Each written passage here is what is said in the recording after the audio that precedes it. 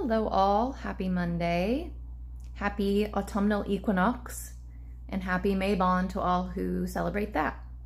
I'm going to do a little video here to pull some cards for the collective for this 2025 Mabon autumnal equinox. It may also pertain specifically to those in my sphere or my collective, but my intention is that it'll be for, the collective of humanity on Earth right now. With regards to some of the questions that we have here for the reading are as follows. I'll go ahead and read those. Number 1 is, what am I grateful for? Number 2 is, what is my greatest achievement recently? Number 3 is, what is my biggest challenge? Number 4, what do I need to let go of to move forward? And number 5 is, where should I focus my attention? And I'm going to do one for myself, but I'm going to most likely keep that to myself, or I'm not going to videotape that one. And then if I want to, I might take a photo of the reading and share about it on my socials if I feel so inclined to share. And I normally don't like to do videos. I like to do these and just enjoy the process. But then if they're really good, I want to share them. And that's why for me, I'm like, well, it makes sense to do a recording. That way people can see that I'm actually pulling the cards and then I'm not like faking it or something. Not that I would. Who would do that? But I think that's the general format people use when they're going to share a reading, especially if it has to do with the collective. That way they can see the process and follow along in that way. So I need to get myself a tripod, but I don't have one yet. But check out my beautiful, and I love that my tea bag is making a little heart shape. But check out my autumn cup. I love it. All the deets. I got this from Etsy a year or so ago. I had to take a sip while it's warm. I had a sample of Republic of Tea's, it's like an autumnal apple cider tea sample. So I'm like, hey, I'm gonna try it because it is Mabon. It is the equinox. And I've got my Mabon incense going, so fitting. And I decided to take today off work after a good weekend, but I was busy yesterday, and I just wanted another day to replenish and before working the rest of the week to kind of ease into the week a little more. So, yeah. I'm gonna try to find a way to prop up the phone, or else I'm gonna do my best in whatever way I can, since I don't currently have a tripod for my phone. So I might prop it up on my TV stand or prop it next to my my little living room basket of pillows and blankets. Whatever I can do here, or I could even pull it closer. That would make sense. Let's see here. Oh yeah, you're gonna see under my couch. See, again, don't judge. We work with what we have at our disposal. And honestly, I just want to go ahead and do this, and I think this shall be fun. I mean, I could probably put this in my basket, but the problem is you're going to slide down into the basket, and then by a while, you're not going to be able to see because you'll fall into the basket. So we're just going to set it up. You're going to see some paint supplies and art supplies that I have out. When I do my art, I like to do it on the floor.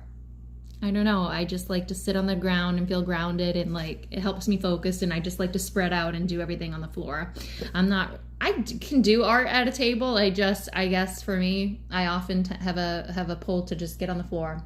So yeah, that's me. So happy equinox and Mabon, folks. I'm gonna go ahead and shuffle these and pull some cards for you guys.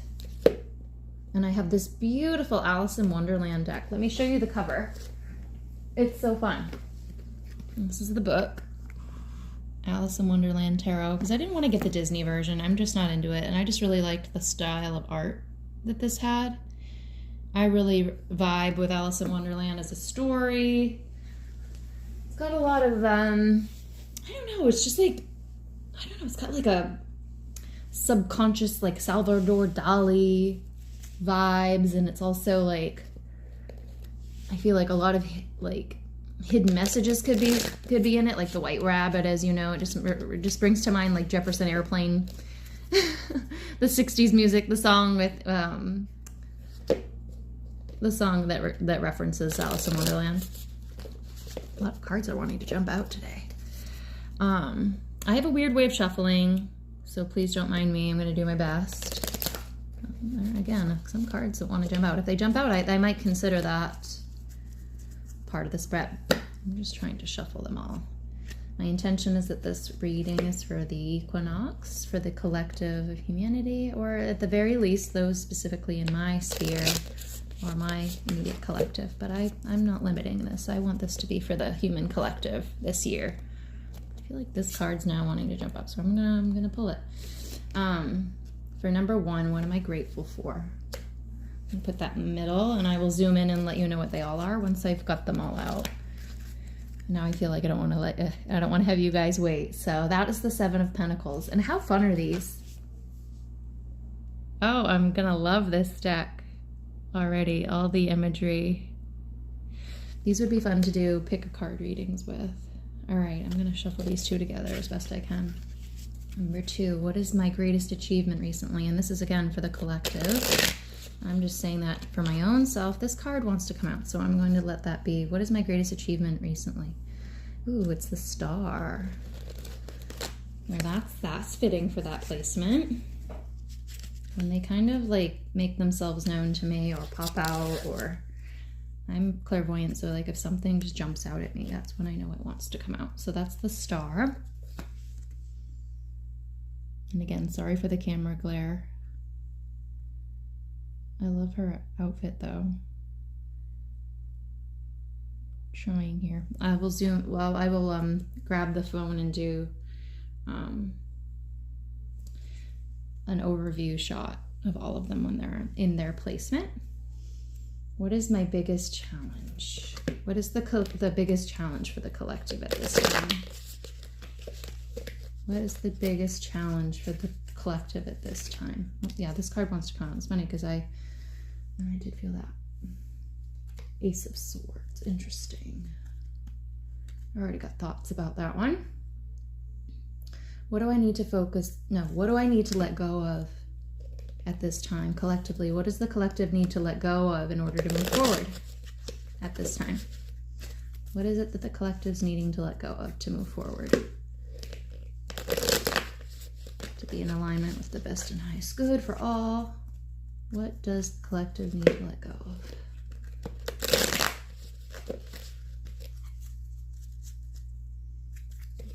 One more time and see if anything comes out. If not, I'm gonna spread them all out on the floor. Okay, so nothing jumped out. So what I'm gonna do is do this, because that often does it for me. Interesting. What do I need to let go of in order to move forward? The card is the Justice. And I don't know if I showed you the Ace of Swords, but I'm going to show you them all individually. When I'm done, I have one more card to pull. Where should I focus my attention? Where should the collective focus their attention at this time?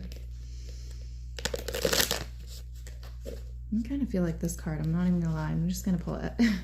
It was at the bottom and it's kind of like, interesting. Knight of Pentacles. Made me think of somebody specifically, but I don't know.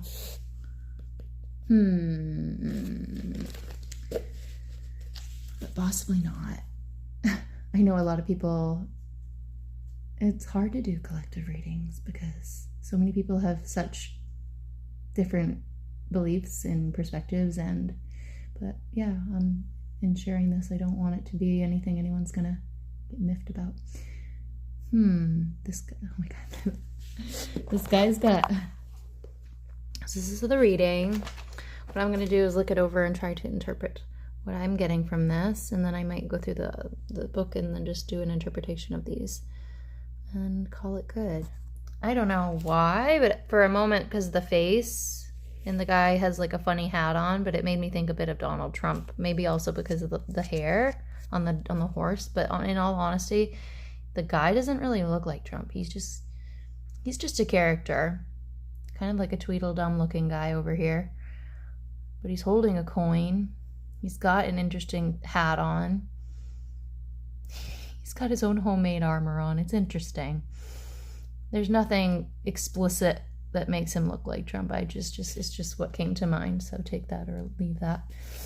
So yeah, where should I focus my attention? Where should the collective focus their attention? I'm going to, again, I need a tripod. I plan to get a whole setup so I can do vlogs and so I can do this in the way that I want to, but that is in times to come. What is on this? On the justice card, on what the collective needs to let go of to move forward, on here it says, by proclamation of the Queen.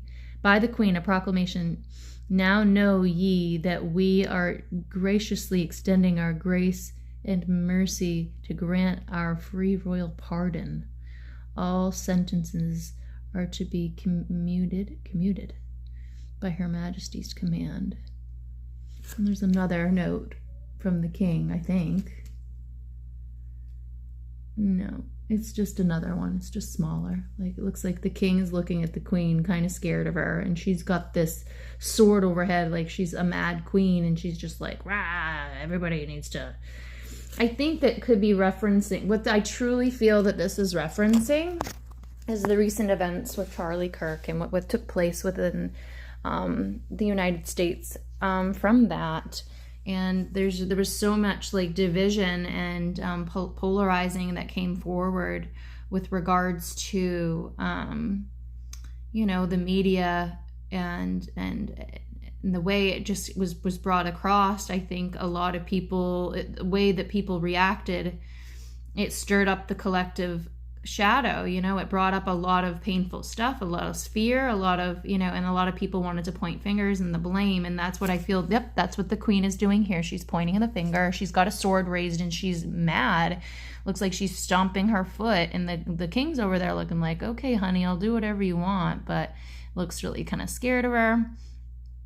And she just wants to like lay down laws and rules and just like tell everybody to, like, she wants to do something about it, right? But the card here is justice. So yeah, I think what we need to let go of is like the finger pointing and the, you know, I'm right, you're wrong, and the fighting and the warring against one another, because we really need to come together as a collective and recognize that a lot of that divisiveness is intentionally put through the media to polarize what people, from, yeah. It's first thing in the morning, so forgive me. But yeah, it's polarizing people against one another, and that's just not helpful. But I'm bounced around. I was just drawn to that card specifically. Maybe that was one of the bigger, more important messages, or maybe it's just my ADHD. I jumped. But I'll go back to number one. What am I grateful for? 7 of Pentacles. It looks here like this fellow, he's painting the roses red. There is a crow looking down like, yeah, I know you planted the wrong tree. Like, you aren't fooling me. 7 of Pentacles. He looks a little unsure. Like, is this going to work? You know, am I going to fool her or whatever? He is a card, a spades card. 1, 2, 3, 4, 5, 6. Yep, he's 7 of spades. Painting the roses red. What am I grateful for? 7 of Pentacles. I'll be honest, I only know certain suits of tarot off the top of my head. The ones that are like major arcana? And, you know, certain specific stuff that I can just get a gist of, or that I've gotten a gist of over the years. Something to be grateful for. Good question. I would say off the top, I can just try to do something from the top of my head and then refer to the book and see how we do. This is good practice for me, and hopefully I'll bring through some insights. I would say, you know, I can't, because of the fact that this is Alice in Wonderland, it's making me question my judgment. I'm just like, well, you could look at what you've done and be like, you know, I have worked hard, I have tried, but maybe it's time to like look back over what you've done and then like see if there's anything that needs to be adjusted, redone, you know, cut out what's no, it's Virgo season right now. And so, you know, what to be grateful for. Grateful for, you know, hey, you got to where you are, you're in one piece. And, you know, you may have made some mistakes, but you know, you accomplished, you completed the job, and now it's like, what can I learn from that, right? And it's a time of taking stock, you know. Crows represent magic. So this crow's looking down at the guy. He's got one of his feet out. He's got his left foot out. Left is the feminine. This guy holding the paintbrush is holding his left hand up with the paintbrush. That is the feminine. He looks like he's wary of the crow. Interesting. Being proud of your good intentions and the work you have accomplished, and now taking stock and letting go of anything that's not serving anymore, maybe? I don't know. Off the top of my head, that's what I just got 7 of Wands. Oh, this book is so beautiful. I'm excited that I have this. Okay, we've got 7 of Pentacles. So I'm going to flip to that. 7 of Pentacles. Where are the Pentacles in this book? Pentacles is the, oh, right there. There we are. Beautiful. Here's a really wonderful image of what's on the card. Okay, so here's the what the book says. It's about assessment, evaluation, reflection. So, oh my God, see, I don't even need the book. I need to trust my judgment a lot better. So evaluating the work you've done, measuring it, you know, you're here to harvest your rewards. You're appraising the work you did. Look at that. See, I'm not an idiot. I've never said I was, but it's just, it's funny when you have a new deck, and also if you don't do tarot a lot, you know, you question sometimes, like, am I interpreting what I'm seeing in this correctly? But what's great about the tarot is it's designed off of archetypal psychology. So a lot of people that aren't familiar with, especially those who are in like more conservative circles, religious circles, might think, oh, it's bad news or whatever. It's not. It's a form of, it's honestly just a tool like anything that you can use as like self-reflection. Tarot is based on archetypal psychology. It has to do with these aspects that everyone in humanity can relate to.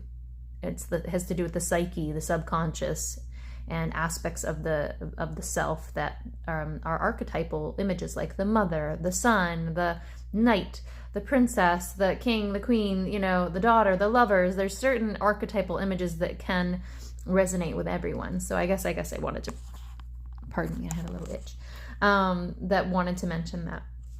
Got my owl shirt on again. I just like to be cozy on my days off. So here, let me read this to you. I'm so excited that my interpretation was accurate for that. So on the what am I grateful for collectively, this is what we're being called to reflect on. Down the rabbit hole. In a reading, this card lets you know that you have time and should take the time to review your work. Your project or situation is at a low ebb now. There isn't much that can be done. Things have to sit and ripen at their own speed. So make good use of this time in other ways. Look over what you've done. Figure out if the effort yielded results that you hoped for. Decide what areas could be improved and come up with plans to make them better. Maybe, like our gardener friend, bring in another set of eyes to offer suggestions. And I love that. I love that. Assessment, evaluating your work, you know, reflecting on what worked and what didn't, you know, be grateful for, you know, that you did the job, you probably meant well, you can learn from your choices, choose differently, let go of what's not serving, you know, you're deciding, like, you're seeing where to, like, you know, yeah, you're making an appraisal, an evaluation, you're letting yourself receive the rewards for the work you put in, and you're like, well, how can I do this better in the future?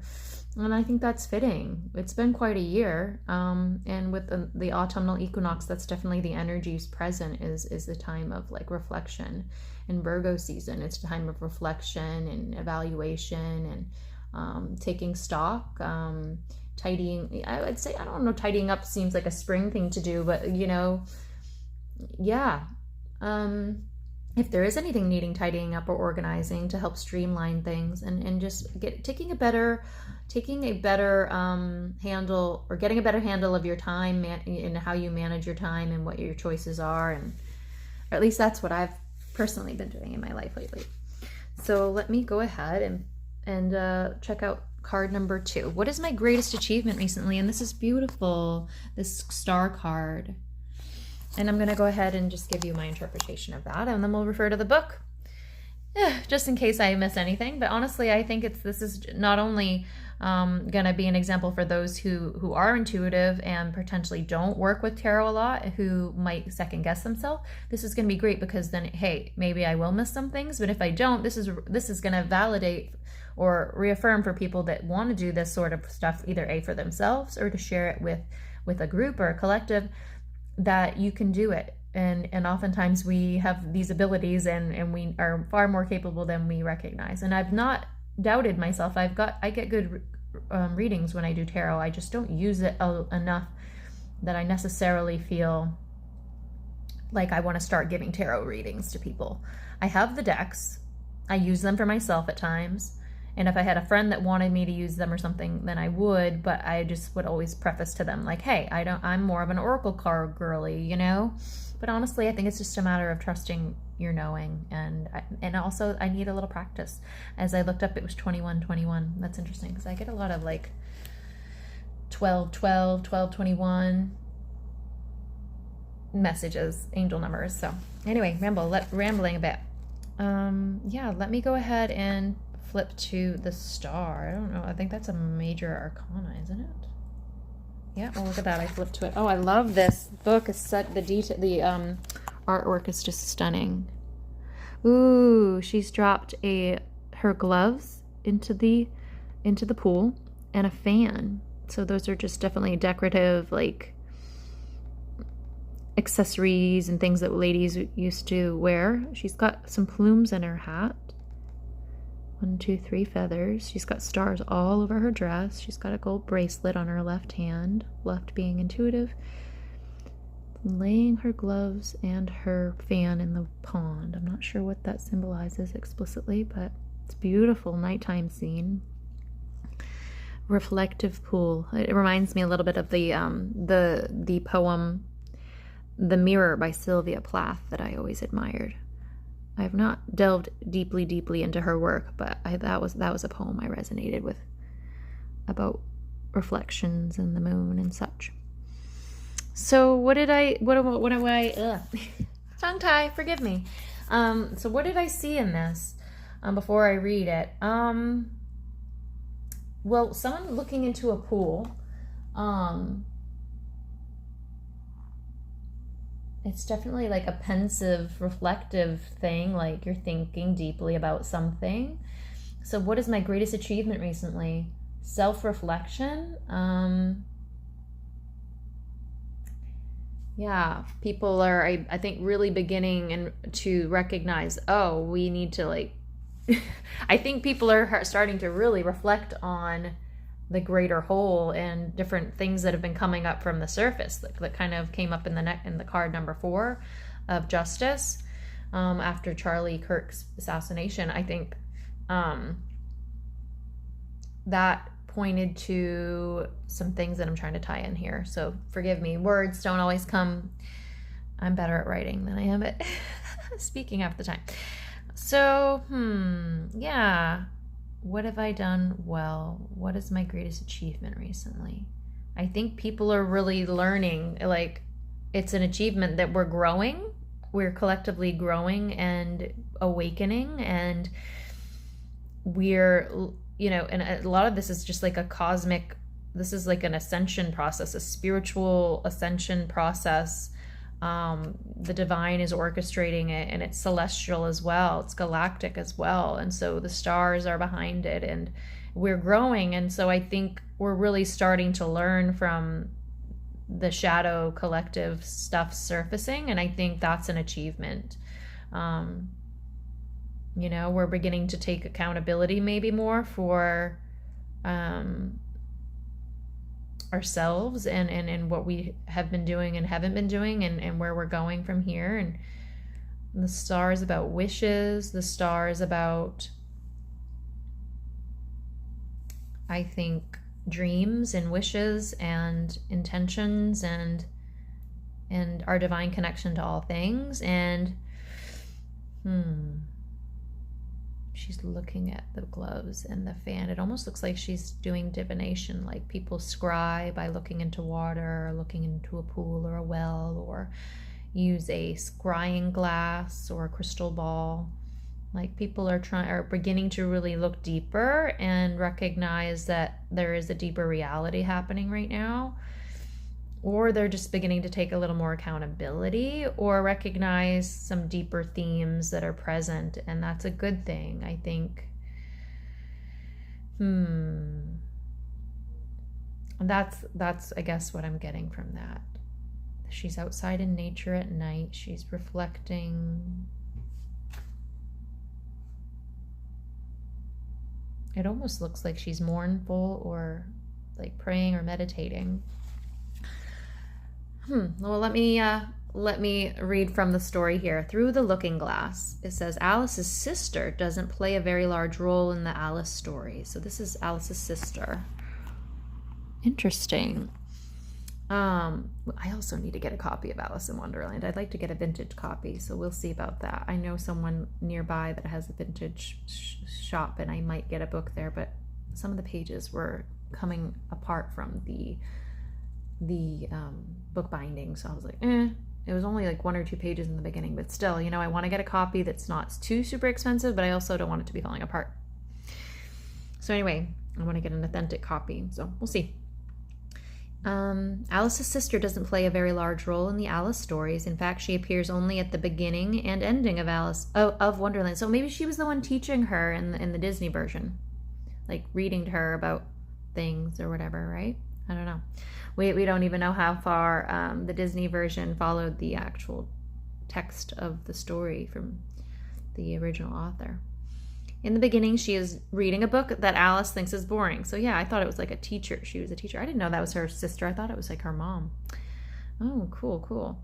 Alice thinks it's boring because it has no pictures or conversations in it. So at the end of the story, Alice's sister, who is given no name in the text, remains on stage after Alice runs back home to get her tea, lost in thought about Alice's dream, youth, age, and reality.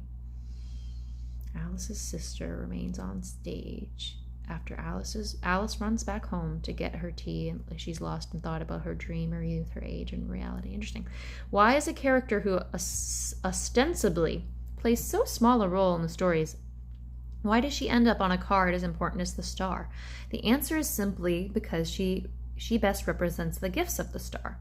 So in this image, although not in the stories, Alice's sister retrieves a glove and a fan. In this image, no, not in the story, she retrieves a glove and fan from a pond. Oh, interesting. These souvenirs represent the magic of Wonderland and the changes Alice experienced there. Interesting. The dream of Wonderland is now part of Alice's soul, and like a pond nourishing the land around it, it will continue to feed Alice's imagination and spirit. Alice's sister imagines that Alice would keep through all her riper years the simple and loving heart of her childhood. So to me, I'm still getting reflecting. What is our greatest achievement? I just feel like there's we're cracking the veil. I was gonna say we're cracking the veil, but I feel like the veil is thinning and people are beginning to realize like how interconnected we are, and the fact that the collective shadow and the collective consciousness of humanity, that we're all interconnected. And so when we do our inner work, that it helps the collective. And I feel like a lot of people have been focusing on love and what they want to create in the world, and have been, refocusing on that. So I don't know. Also, it's saying imagination here. The star. Oh, wow. This is really long. This is a long one. I didn't realize there's more than one page. Alice's sister is an adult. She knows that life, when one opens one's eyes, changes To dull reality, the rattling teacups would change to the tinkling sheep bells, the queen's shrill cries to the voice of the shepherd boy. But Alice's sister is still young and perhaps wise enough to realize that it is possible to straddle the edge, the bank where the pond meets the land, and have both reality and magic. So I like that. I feel like it's like coming back to love. We've been, because of recent events, a lot of us have been called back to love and to like that innocence that love is, the heart center, and coming together in that way. And I also love that it's like because love and the heart center is innately like innocence of childhood, it kind of ties into that in imagination and keeping hope alive, and the belief that, you know, the divine unfoldment, you know, that the best and highest good can be, and that the highest timeline is anchored, and that even though things are really difficult right now, that, you know, things are unfolding, and it's like trusting on that innocence and that love and that creative landscape of our subconscious and what we're co-creating with the divine and what's coming into being. But also being grounded in reality with what maturity we have and what we've learned from our life experiences. Sorry, I'm realizing it's the light from behind me that is making me not very visible. Sorry about the lighting, guys. But anyway, maybe being backlit's a good thing. Backlit? I'm gonna drink some more tea. I want to enjoy my tea.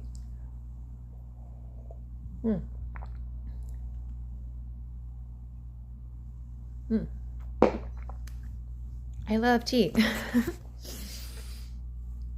Alice's sister is young. Yes.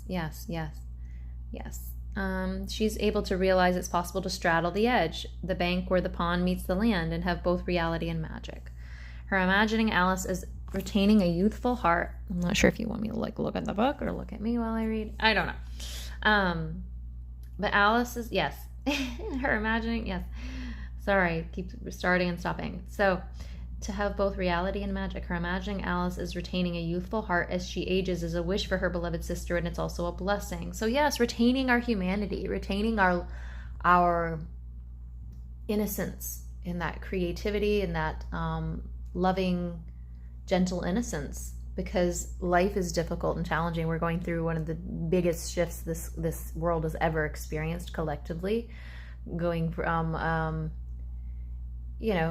a darker age into a golden age, and we've entered the age of Aquarius, and so the things that are shifting are going to be monumental. The USA just experienced its first Pluto return. We are now in the Aquarian age, so that Aquarian energy is present, and it's only going to ramp up more and more as we get into that age. Tropical astrology, Western tropical astrology, says that Pluto is now in Aquarius, but according to the actual natural sky, the constellations and where the stars are at present, Pluto is still actually in Capricorn. And that's the shame of tropical Western astrology, is that it's not actually using the natural sky. It's using a different system, which is based on the seasons, and it's much more broad and less accurate. It doesn't use the natural sky. And so, yeah, I wanted to mention that, because it's important, because we will have years, we're going to be moving more gradually into that. It's going to be another big shift. It's going to be really, really big. And it's, as far as I understand it, according to sidereal astrology, it'll be in 2044, 2045, when Pluto will officially, truly enter into the stars of Aquarius. Because it is still, if you look into a star map, you will see that it is squarely in Capricorn still. I have to pause this because my mother's calling me, so forgive me. I will have to edit the video. Fun. Okay, I'm back. Sorry about that. My mother called, and yeah. So, onward.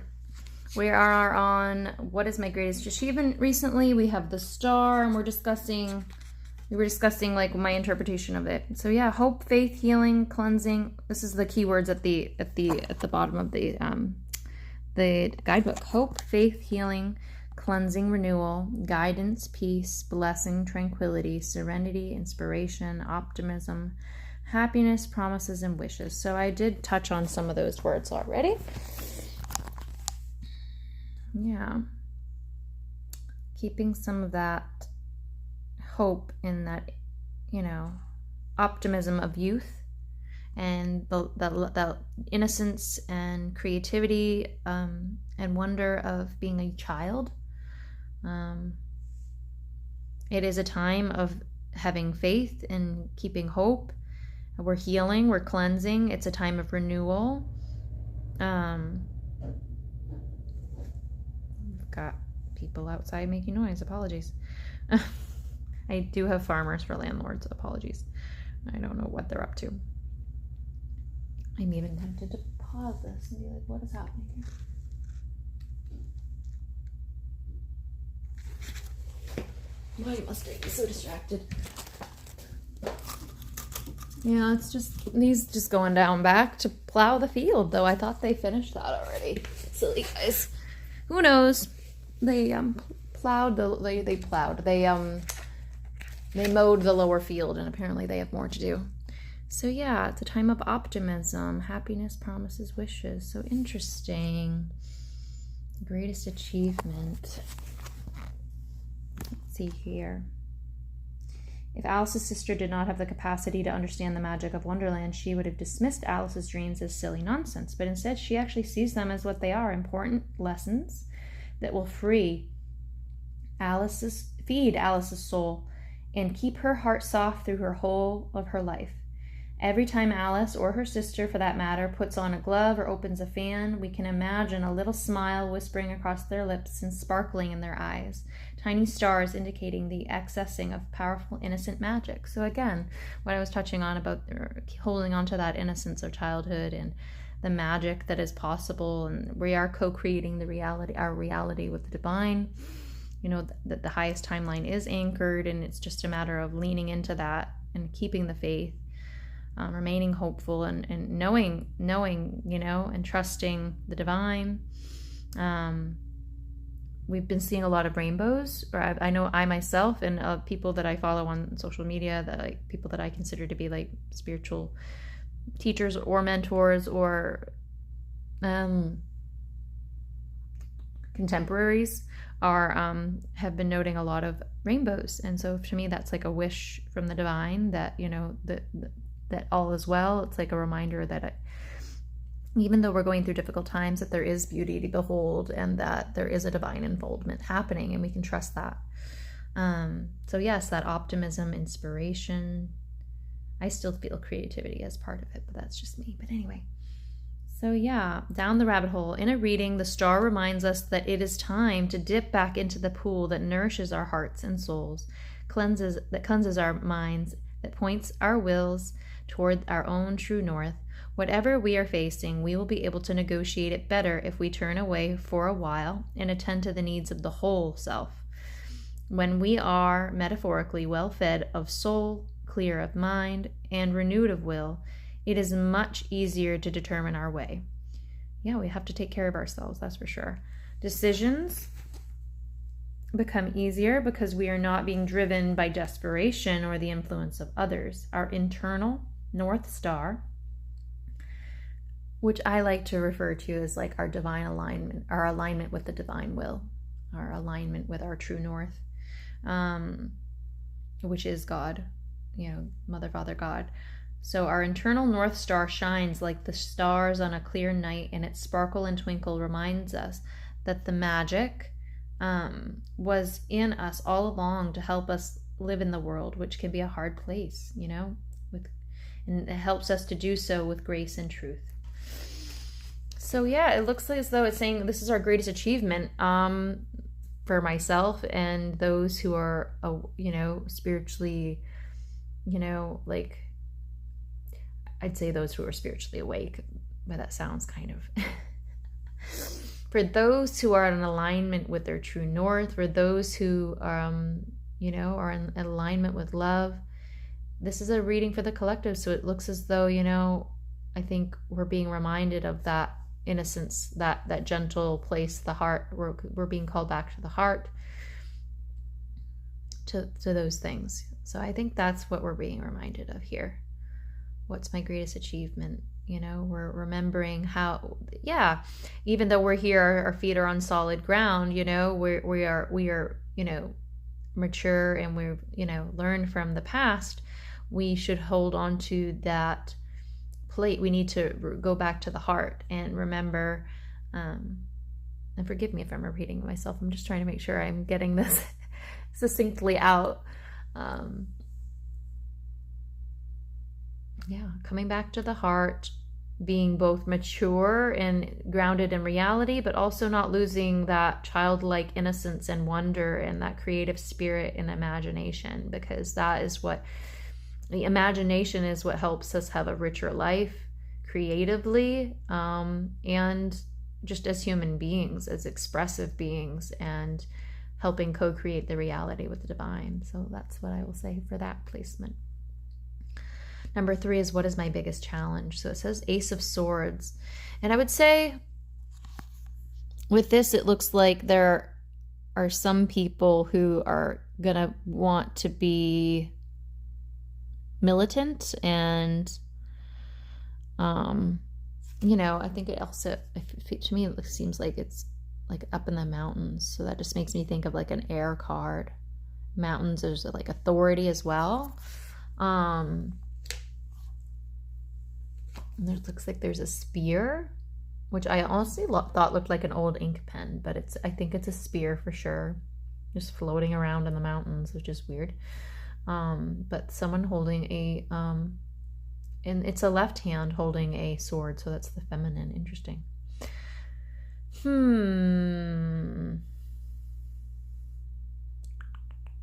People, I would say it makes me think of left hand, could also be like left as far as politics is concerned. People who are a little more left-leaning, wanting to attack those they feel are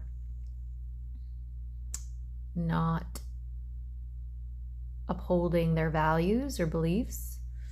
What's our biggest challenge? I would say it's someone with a hand in their sword in their left hand. So to me, again, anything referencing left is the feminine, or it could be left wing politically. It's also mountains. So it's like, okay, mountains has to do with like structure, authority. It could be seen as authority or wisdom. So it could be government. A lot of folks. There's a lot of fog in this picture. So to me, it's almost like there's a lot of like things that aren't being shown clearly. There's a lot of things that are smoke and mirrors, or, you know, it's like they're showing us what they want us to see. It almost looks like she's in an art museum looking at a picture of the mountains, with like looking at a picture of a painting of the mountains and a spear, and she's there at the art museum holding a sword in her left hand. So people viewing what's happening on the world stage, this may bring them up in arms, and so we need to let go of that. Our biggest challenge is knowing how to come up against the government, and not even the government, but like the powers that be, or the powers that were. If you look at it in the spiritual perspective, there's a crumbling happening of pre-existing structures and things that are not going to be forever, that are getting dismantled. The biggest challenge is going to be seeing through the smoke and mirrors and not jumping into that automatic like attack mode and wanting to be militant. And also with the reference to the left hand, the feminine, and also the, what I think could be referencing left wing politically, because again, or government, like left wing government, could be that they're pushing the smoke and mirrors, which is what I truly believe is they're pushing an agenda here. And I'm not saying that the right wing doesn't, it's just that's not, the right isn't being referenced here on this card. So take that if it resonates, or at least be open to this perspective that I'm sharing. Interesting though. Interesting to me that's how that's coming across here. Very cool. And by the way, I'm neither left or right wing. I'm kind of middle of the road, like moderate or apolitical, because I don't trust the system as it stands. I think that there are certain aspects of the structures of our society, of our government, that were made with good intentions, that were made with really high ordeals and but before a lot of those could be implemented or carried out, I think negative forces and groups and beings took over and basically made things what they are today, which is just a very corrupt, distorted system. So again, certain things stand, certain intentions truly were there for the best and highest good for all the people.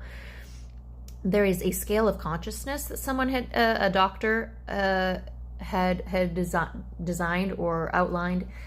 Dr. David Hawkins, his scale of consciousness, and apparently energetically the Constitution of the United States and like the Bill of Rights, like these documents, like were very, very high vibrational on the consciousness scale. They were like 700 something. Whereas the normal neutral aspect, like most people, or at least when the book this is that I'm referring to, I heard this on a podcast, and the book may have been from some time ago, like early 2000s or something like that. So it's 2025. We've progressed, collectively, and as a nation and as a world since then. So I'm hoping maybe this has shifted since then. But the at the time of the publishing of the book I'm referring to, that David Hawkins referred to the vibration of these documents. He I don't know if it was written in a book, but again, that it must have been a study done or something. I'll have to look back on the podcast. It was from the Cosmic Matrix podcast, where it was measured. These documents were measured, and they were measured really high. But on this scale of consciousness, so as to wrap this idea up, most people don't get beyond, many of the general public and the mainstream, or most everyday people don't get far be above the scale level of 200. I apologize, that didn't come out smoothly. So 200 is like courage. Most people don't get above 200. Like below that, it's like apathy and anger and frustration and all these like angry, dense emotions. Whereas from 200 onward, it's like willingness and then courage. And then above that, like a little ways higher, you get like love and then 700's like expanded consciousness. So the people who wrote the like these founding documents, like the Declaration of Independence and the Constitution, like they were actually like written with true pure intentions from like a higher consciousness state. It's simply that secret societies and corrupt politicians and or elite officials and shadow government individuals like came into power and took things over in such a way that their manipulations got us to where we are today. And so we can't, I heard another podcast, and it was discussing how we need to do like a controlled burn of what we have going on for our government. Like we need a controlled burn where would the fire department burn something intentionally to like help make an area better, to prune away what's not working, but not like destroy everything. So that's what we need to do. We need a controlled burn, and we need to burn away the corruption, the toxicity, the imbalances, the things that are just not okay, but keep the bones, the underlying structures that actually are good, and actually implement them. So that's going to be the challenge, I think, for the Aquarian age and moving forward is stepping into that. But so what's our biggest challenge? Yeah, I think that pertains. So take that again if it resonates. I could flip to the Ace of Swords and double check. But I kind of feel like this video is going to be really long if I do that for everyone. But Ace of Pentacles, King of Swords, Queen of Swords. Let's see what Ace of Swords has to say. 10 of Swords, 9 of Swords, 7 of Swords, 6 of Swords. Logic, intellect, reason, truth, victory, justice, clarity, action, plan, justice, knowledge, communication.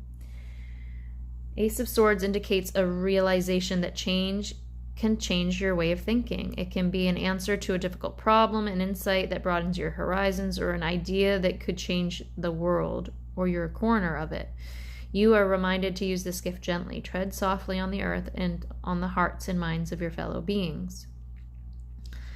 So new realizations have been coming forward. So yeah, I think of this whole current event, like the recent events in the United States really shook us to our core. But what I understand from a spiritual perspective is that it's triggered this massive timeline awakening. It's like it triggered an anomaly, like where God intervened, and they negative groups, the groups that have been in positions of power and are trying to hang on to that power, and it's waning from them and it's crumbling. They tried to make this a really negative, polarizing event, and it was successful in some small ways, but I think largely the bigger havoc they intended to wreak from it, I think a lot of it was deterred, and the empathy and coming back to recognize, hey, like God intervened, and so it didn't, like the timeline shifted, and so I think we just sidestepped some really the darker ways that the things could have come about. That's what I'm understanding. Yeah. Double-edged sword. Sometimes we're asked to hold two opposing ideas in our minds at once and to count them both as true. So instead of looking at it as like the left wing has the right view, the right wing has the right view, we can look and see the good and bad in both, but neither is necessarily true. There's truth in both, but there's also not truth in both. There's flaws in both.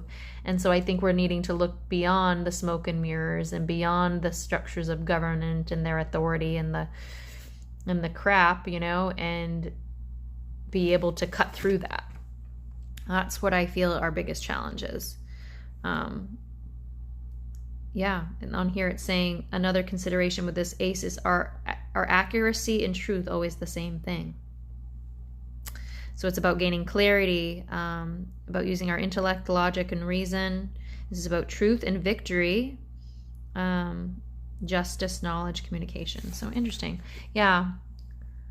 I think my interpretation, given what's going on, is stands. So take it if it resonates. And I think that is going to be a big challenge. So long as people are vibrating and operating from a 3D mindset where our beliefs and our, like, as long as we're operating from the mind and not attuned to the heart and living from our souls, then let me turn sideways because I feel bad that this whole video is me with the light behind me. Anywho, yeah, whatever I was just saying. Goodness, let me drink the rest of my tea. It's probably gone cold.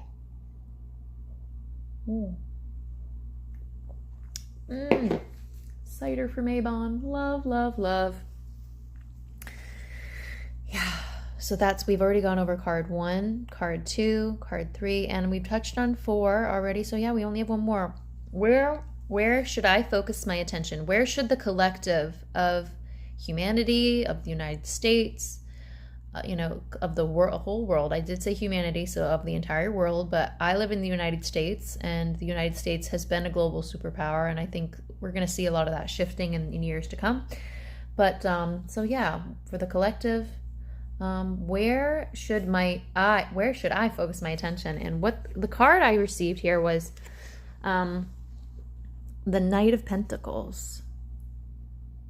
And the guy looks like a Tweedledum kind of guy. He has like a brownish hat, but a really weird handle on it. It almost looks like a tea kettle. He looks like he's wearing a tea kettle on his head. It's very strange.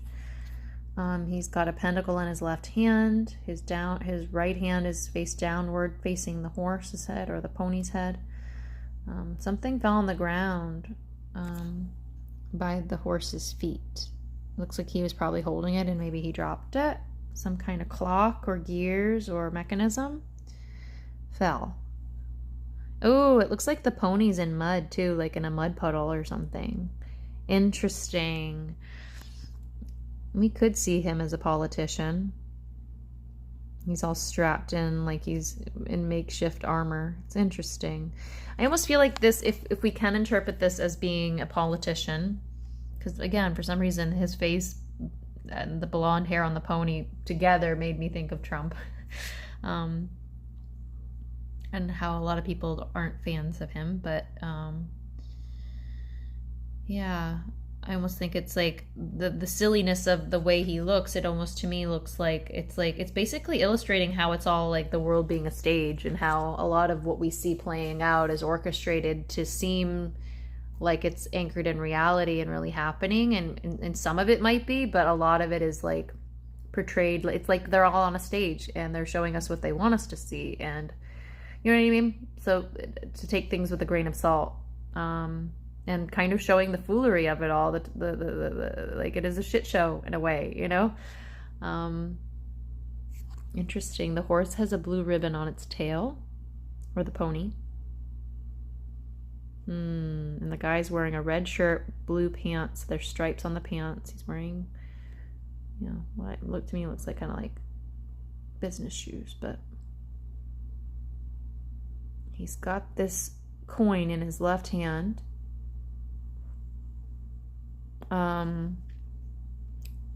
Interesting. The guy looks like he's afraid of falling off the pony. He looks a little like he's struggling to balance. So if this is a politician, I would say, what should I focus my attention on? I would say we're being called to balance ourselves and to not look too far into the left or the right, collectively. You know, recognize that the world is a stage. It looks like this horse, you could even see like, oh my God, if my first thought for whatever reason was that this guy on the horse is Trump.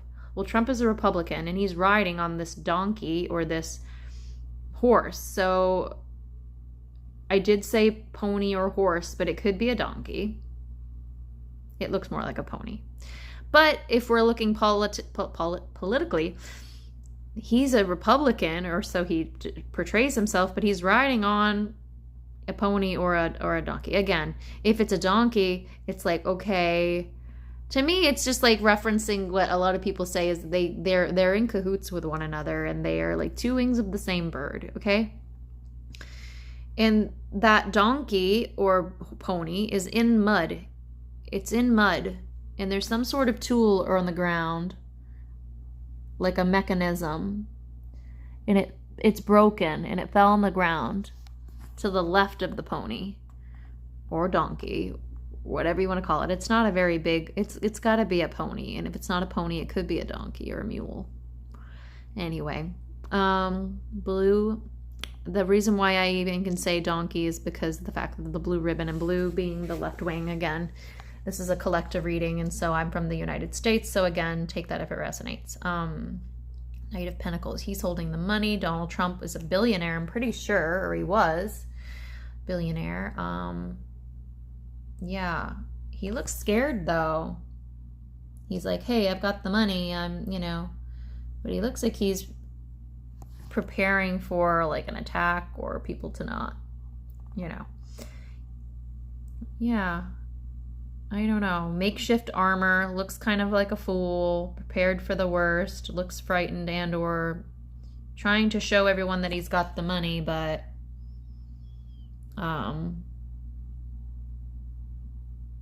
yeah, and this is how interpreting the artwork on tarot cards can work. Where should I focus my attention? I would say on balance. This person is trying to balance themselves on the pony or the donkey or the whatever you want to call it. Looks like he's in mud, so he's in a bit of a position that's not ideal. Like, looks like he's not keen to be on there, but it's where we find ourselves. So finding a balance, I would say, yeah, getting out of them. All I can encourage is people to get out of their minds and to get into their hearts. Just like what's my greatest achievement recently was totally referencing that we need a call to come back to the heart center. And whether you're religious or spiritual, they say that in these days, like even the Bible says that the Christ would return. Well, what I understand is the Christ consciousness that he beheld is what's returning to earth and to humanity, coming back to that heart center, because we've been in a matrix reality. The lower 3D matrix reality was focused in the mind, and it has been designed to distract people and keep them trapped. and unaware of what was really going on in the world around them. And so only people who were spiritually awakened and had been through some sort of an enlightening experience or had some sort of spiritual experience, supernatural experience would have, or awakening would have that knowledge. So, yeah, where am I going with wanting to make sure I'm not just prattling on? But yeah, in the days ahead, we're going to need to keep a balance. And looks like this guy looks like he's worried about falling in the mud. Oh my God. Well, I don't think of mud puddles. Well, my brain was saying like that could be the like representative of the swamp. They say they want to drain the swamp. Politicians talk about that a lot, but this pony is in this mud puddle. So you could say a mud puddle is kind of like a swamp. But the guy is on the horse or donkey in the swamp. So to me, it's like they're all, and I'm not saying that any one political person specifically is in the swamp, but it seems like a lot of these beings or people may well be in cahoots with people who are, or they are a part of it in some way, or they've rubbed shoulders with one another. So take that if it resonates. Interesting though. I wonder what that tool he was holding was.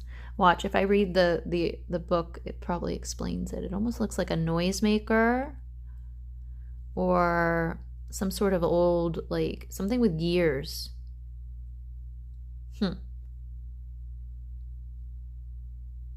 Doesn't look like a weapon to me. And if it is a weapon, it's broken. Interesting. All right, I'm going to read what the book has to say about this. Where should the collective focus their attention right now? And it is the Knight of Pentacles. Knight of Pentacles. I'm going to try to find it and wrap this up here so I can do I haven't done some of my morning routine yet, so I'm looking forward to doing that. Ace of Pentacles. I'm still not... I would say a Knight of Pentacles might not be minor arcana. That may be moving into major arcana. No? Oh, I'm loving the artwork of this. I am so happy I bought this. So cool, because it's showing some of the artwork from the original artist of but yeah, this person's art, I really love it. I mean, come on. They used to like go to the beach and go in those little bathhouses and change their clothes, and then they would go out in their garb and they'd go into the water and swim. I saw it in like a Regency era film. What was it? Hold on, I'm gonna pause this. I'm gonna pause this so I can find it, and then I will come back on. But what I was saying is, I watched it on PBS Masterpiece Collection. It was a Jane Austen adaptation TV show. And I think it's got like 3 seasons now. Sanditon. I enjoyed the first season, but I haven't seen the others because I would think I would have to pay in order to watch it now, which makes me sad. But maybe at some point I'll follow up with it because it was a kind of a neat show, but it's been a few years, so we'll see. Let me try to find this. All right, what I'll do is I'm gonna leave the phone on. I'm gonna set it down, try to find this, and if it's quick, cool. If not, I'm gonna have to like cut and paste clips of this. Cut and paste the clips together so that there's not a long pause in the middle. Barbara Moore and Eugene Smith. Martin Gardner, The Annotated Alice, and Moore. Annotated Alice. Interesting. I'm just reading who the book was dedicated to. The original artists, I think, who did the artwork for Alice in Wonderland. I don't know whether this is minor or arcana. I would say if it's a knight, then that's probably major. So I'm going to go with that, and I hope that I'm right. 45. Page 45. What a beautiful book. I'm so glad I got this. Oh, come on now. Yeah, it's one of the first cards, apparently. Holy goodness. Weird. It said 45, but that's not even... Oh, that's major arcana, but that didn't tell me which. Alright, so now I gotta flip through. We're still looking for Knight of Pentacles, folks. Sorry. In the world. Oh. See, I don't even know. Maybe it is minor. It's nice to flip through this book. This is going to be a really lovely deck to use. Oh my god, this reminds me of Rango. Page of Wands looks like Rango. I wonder if that was intentional or not. If you've never seen the show Rango with Johnny Depp as the voice actor for that, so frigging funny. Oh, it's Bill the Lizard. Bill the Lizard was a character in Alice in Wonderland. I wonder if Bill the Lizard was referenced as like an idea for the chameleon character that was Rango. Because I can see parallels. Anyway, many of you folks are actually like fans of Knight of Pentacles. Yeah, no, it was minor arcana. Sorry about that, guys. I need Pentacles then, yeah? Yeah. Yeah, duh. Where is the Knight of Pentacles? Oh, good gracious.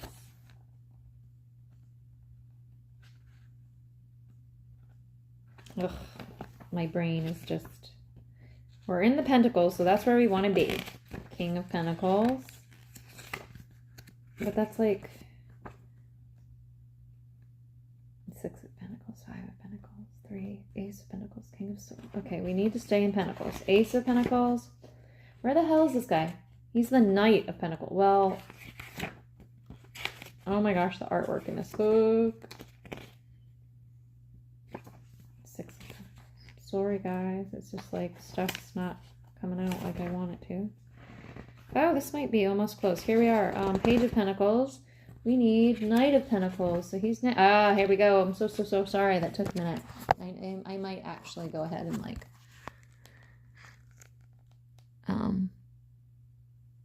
I think it's like a rattle. Okay, it's a rattle. It's like a Tweedledee or Tweedledum and holding a rattle. So it was a noisemaker, like I said. All right. Looking glass. So I tell you, I bought it yesterday. My nice new rattle. And his voice rose to a perfect scream. Interesting. Well, I'm not going to read the whole spiel. I'm going to do the down the rabbit hole. For this one, we are being called to focus our attention on. It's the key word for this is focus. Being goal oriented, short attention span, understands the material world, patient, slow, cautious, dedicated, and devoted.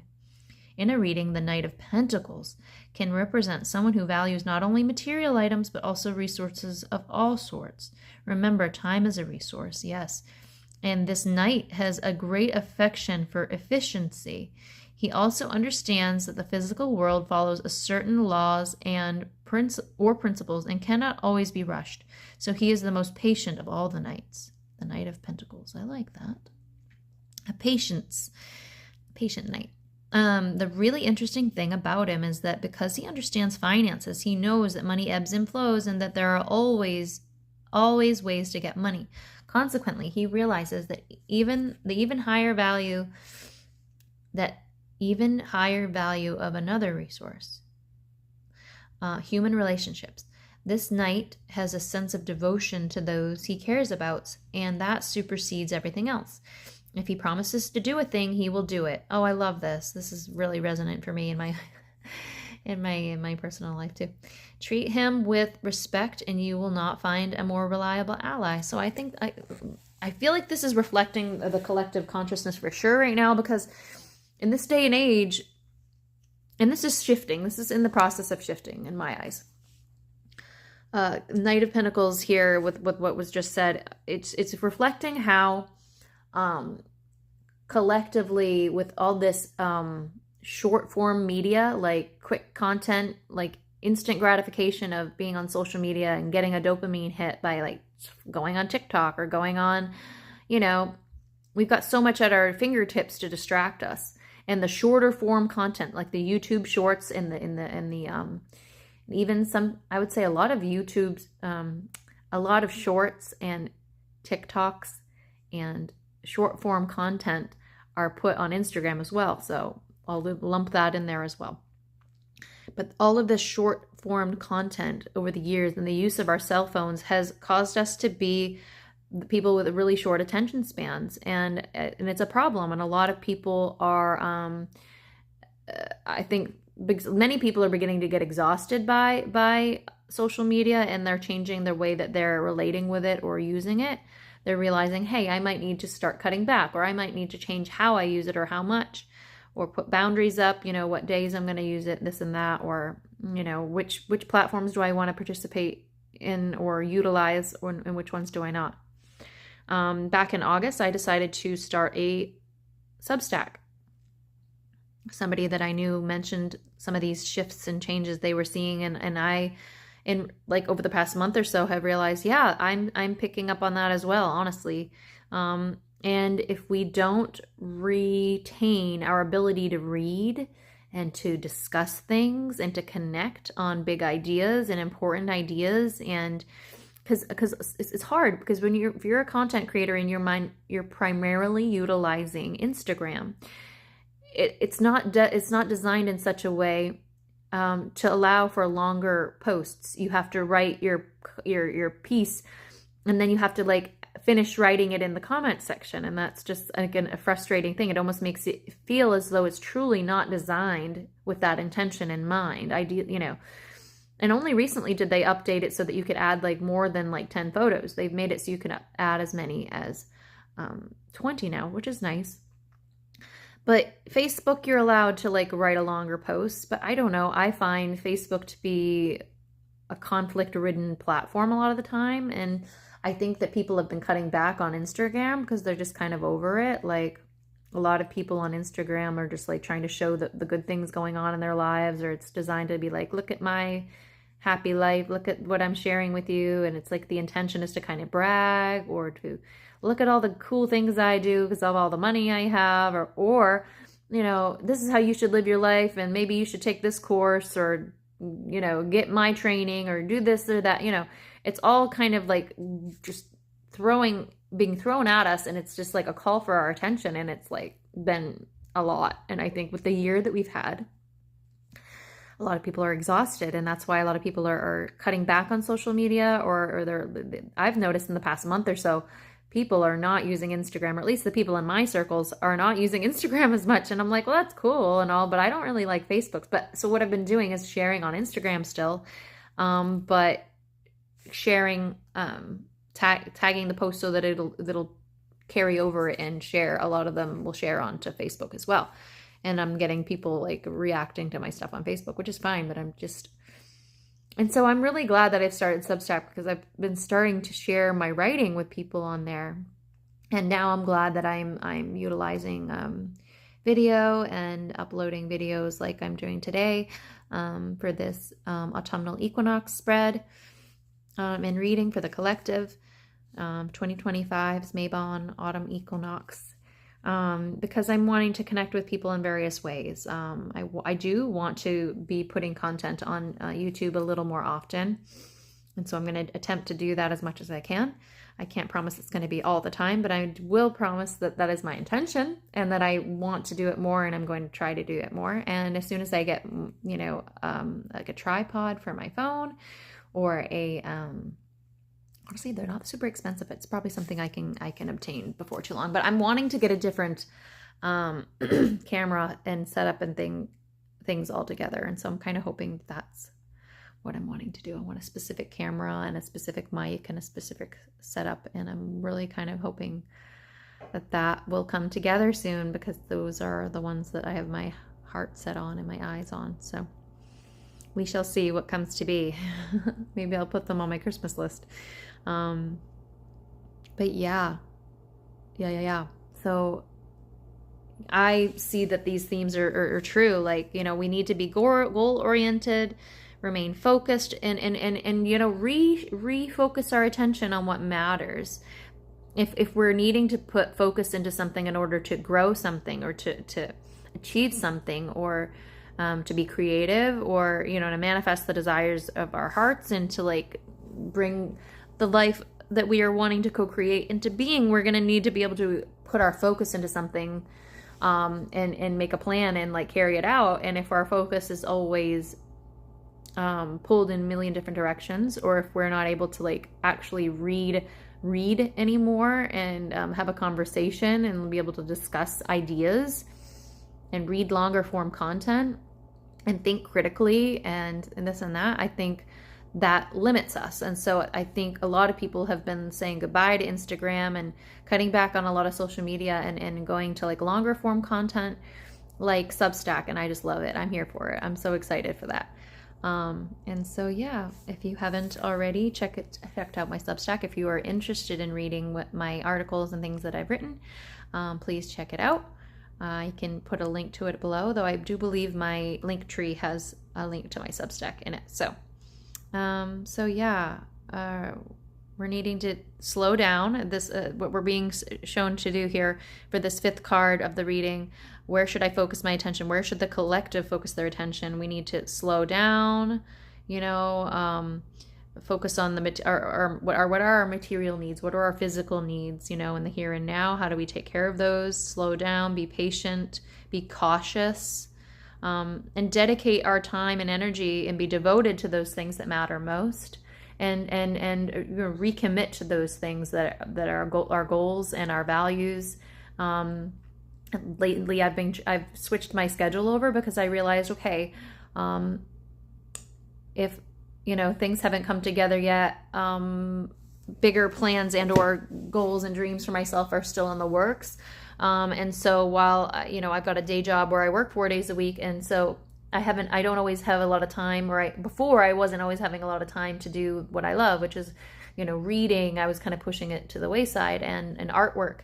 I do them on some weekends and some days off, but sometimes when it's like you got to do errands and you have work and you have things to juggle, it can be a challenge to find time for these things that you feel like you really wish you had, if you had the ability to like plan your schedule and had all this free time, or my eventual aim, or not even my eventual aim, my aim and goal is to be fully self-employed and to make my own schedule, to travel and to vlog and write, and to grow my business in whatever way it is meant to evolve and grow, and to be supported by those streams of revenue and to do that. So rather than say, oh, well, I work 4 days a week and it's kind of like, it's hard because you feel like you're burning the candle on both ends when you don't have a lot of time. You can feel restricted by your own schedule, but if you take control of your time and you limit distractions, at least try to cut back on some of them and get a little more control of your time and how you're using it, you can make time. So last week, on Tuesday morning, I got up early and I painted something I've been wanting to paint. And so, yeah, lately I've been getting up at like 5:45, and I try to get out of bed by 6:15, because for a little while there I was getting up at 6:15 but didn't get out of bed till 6:45. So again, I didn't give myself that much extra time, but now getting up at like 5:45, I'm seeing the benefits. So yeah, I'm going to keep doing it, I think, because it gives me that time to like do my prayers and meditations in the morning, my breath work. It would give me time to do yoga if I wanted to do some cleaning around the house if I want to, so that, in the afternoon time or on my days off, that I'm not as busy doing those things. Of course, I still will do chores and errands on the weekends and what have you, but I just like that I'm taking more control of my time, and this is giving me like being like, no, these are priorities too, and I'm going to make time for them. I'm going to make this happen. And that way I'm taking control of what I can and doing more of what I love, so that I'm feeling a little more fulfilled, like I'm taking care of those creative needs and those desires, and taking time for me, so that I'm not always feeling like I'm always giving and giving and doing and doing. It's like I need to have that stillness time or that creative time to replenish. So I'm really proud of myself that I'm doing that. I hope that you enjoyed this reading for the collective. And if you did, please give the video a like. Feel free to comment if you have any comments and share those below. I hope you have a blessed Mabon and a wonderful autumn equinox, and that the remaining years as well, but the remaining months of the year will go smoothly for you, and that, as the darkness darker seasons come, that you can slow down and take time for you and to reflect and do your best, if you feel so called, to align with the flow of the seasons and allow your body to slow and to match the seasons, the rhythms of the tempo that your body wants is to naturally slow and to follow the seasons. And we're not meant to be on go all the time. We do need to rest and replenish. So take time to do that and to take care of yourself as best you can and as feels true for you and what resonates for you. So I'm going to leave you with that, with my blessings and wishes for your happy equinox, and I hope the rest of your year is wonderful. Take care until next time. Bye, guys.